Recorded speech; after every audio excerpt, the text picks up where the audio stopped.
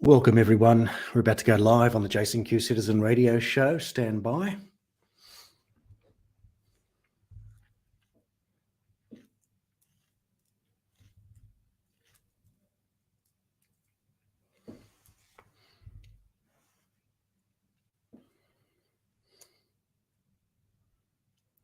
Hello and welcome to the Jason Q Citizen and Friends Radio Show. What a time it is to be alive. So much is happening out there in the big wide world. We are going to have Michael O'Neill, the leader of the IMOP party, on the show very, very soon. Delighted to have Michael back on the show. What a true gentleman and an organizer in the freedom movement. He's doing amazing work out there, and I love the fact that we can work together and see how far we can take this. And we're going to have a good discussion about the election before and what the freedom movement will do to consolidate. Now, this is the opening monologue of my show, and I think it's very important to bring you the news of the day, the way that I see it and the way that we are seeing it out there. And I want to be able to take you from Australia around the world and pick up on some ideas that we may not be seeing. Now, one of the big things that happened yesterday that was brought to my attention after the show was that, in actual fact, my name ended up on a ballot. Well, it was on a ballot because I was a candidate, but the ballots from the electorate of Patterson were found 150 kilometres away in a garbage bin in Port Macquarie. And this was actually brought to the attention of Ben Fordham on News 2GB Radio in Sydney.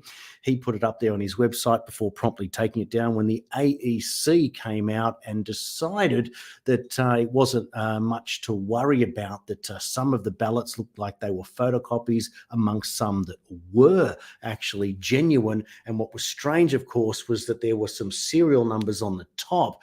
Now, when you rip off a ballot paper to hand it out there in an election, it's clean. You don't have the serial numbers across the top, which kind of feels like that perhaps the pad was actually stolen. But these ballots were handed out, which I find kind of strange, and they're filled out. Now, I was number 6 of 7 on the list, so it wasn't like they were my votes. I'm not talking about that, I'm not complaining about that at all. But what we are worried about is the fact that you can have actual ballots in Australia in compulsory voting that are finding their way into garbage bins a month after an election and still haven't been destroyed. Thanks, Alana. Nothing to see here. Very, very true. Now, that's just one of the big stories that have come up, and when we get the appropriate evidence to come out there and talk about it a bit more, we will, but that's something that we need to talk about. Now, there's many, many other things that are going on here, and I can go international, or I can go local. I can talk COVID, or I can talk something else, and I might actually go a different way here in our monologue. What I want to read to you is a story that came out on Just the News. Current and former CIA, Google, Pfizer leaders meet to secretly tackle disinformation. What am I talking about? World and business leaders met in Washington, D.C. for the past few days for informal discussions about geopolitical realignments, Russia, Ukraine, disruption of the global financial system, post-pandemic health and disinformation, among other subjects, are all off the record. The annual invite-only Bilderberg meeting, thank you very much for those paying attention, which traces its roots to a post-war concern about insufficient cross-Atlantic cooperation, publishes a list of its participants and discussion topics, but bans reporting journalists from attending to encourage the highest level of openness and dialogue. Read secrecy. Its steering committee, which funds the meetings, includes failed Georgia gubernatorial Democratic candidate Stacey Abrams. She thought she was going to be the VP, but Kamala got that job. World Economic Forum President, say no more, Borge Brend, and former CEO of Google, Eric Schmidt, but also venture capitalist and early Facebook investor Peter Thiel, a strong supporter, strangely, of President Trump. This year's meeting include current and former CIA directors, well, I say no more, William Burns and David Petraeus, Schmidt, Thiel, Pfizer CEO Albert Bourla, of course, and Canada's Deputy PM, Chrystia Freeland, who ordered the freezing of Freedom Convoy supporters' bank accounts. Are you paying attention? Reams of other US and European government officials also attended, including Senator Kristen Sinema, Democrat from Arizona, Commerce Secretary Gina Raimondo, Transport Secretary Adewale Adeyemo, National Secretary Council Jake Sullivan, didn't he just get COVID? Assistant Secretary of Defence Celeste Wallander, veteran diplomat Henry Kissinger, say no more.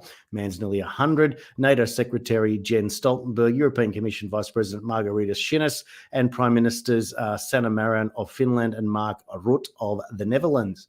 Participants are banned from attributing the information they receive at the meeting to specific participants or their affiliations, known as the Chatham House Rules. Activist group Reclaim the Net highlighted some of the attendees' topics and the nature of the meeting Saturday. The meeting's FAQ page brushes off criticism it has faced as the product of anti-globalism protests and various conspiracy theorists, of course, who have expressed wild allegations about the purpose of the gatherings. Nothing to see here, and spread them online in social media groups. Well, how about that? Now, just to put a little bit more international spin before we go local, and I'm going to introduce Michael O'Neill very, very soon. Now, for those of you who are catching this live introduction on YouTube and Facebook, please go to tntradio.live for the rest of the show. Michael will be there.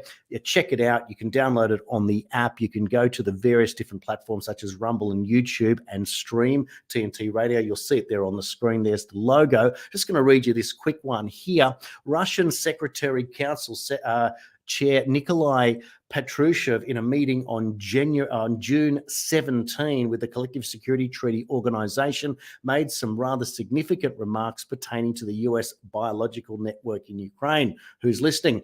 During the operation, our suspicions were confirmed that Ukraine became a base for Washington's military biological program. Such US projects require particular attention of the civilized world because the Americans were the only ones who didn't join the protocol on a mutual control within the framework of the Biological and Toxin Weapons Convention. The accumulation of new facts on criminal breaches of international laws by the US and Ukraine continues on a persistent basis. Russia's special military operation also defended the Donbass population from genocide by the Kiev regime, performing the demilitarization and denazification of Ukraine and prosecuting war criminals responsible for brutal crimes against civilians. Now, what Patrushev said isn't anything new to us who have been paying attention, but it does confirm that these extremely volatile and consequential accusations are not going to simply go away. The global US biological network is the main focus of all Russian foreign policy. It appears Russia are going all in and are quite literally willing to die on this hill. That gives you a broad spectrum of what's going on. I'm going to end this broadcast because when Michael comes on, I can't compare the audio. Got to go to the radio to listen to it. I hope to see you over there. Don't go anywhere. You're listening to TNT Radio.